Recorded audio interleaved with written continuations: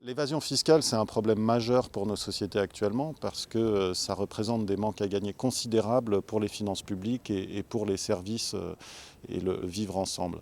En France, on estime que c'est une hypothèse basse, que c'est entre 40 et 60 milliards qui échappent aux finances publiques chaque année.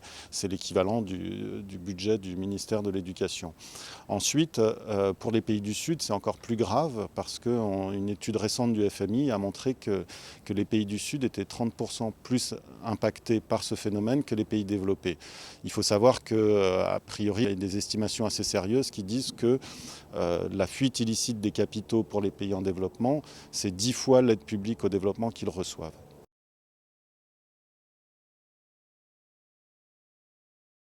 Notre étude sur les banques françaises le montre, c'est qu'ils ont une place centrale dans les stratégies internationales des entreprises.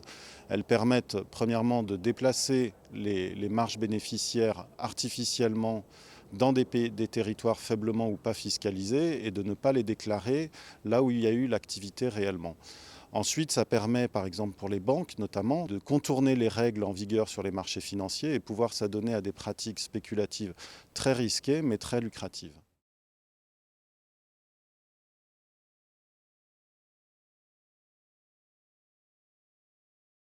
Il y a toute une série de mesures, je me contenterai de trois. C'est notamment à partir des chiffres que nous avons analysés dans ce rapport sur les banques françaises dans les paradis fiscaux.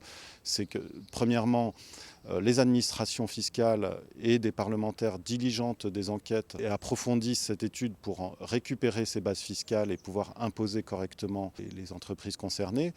Deuxièmement, il faudrait que les législateurs renforcent l'arsenal législatif pour lutter contre l'évasion fiscale.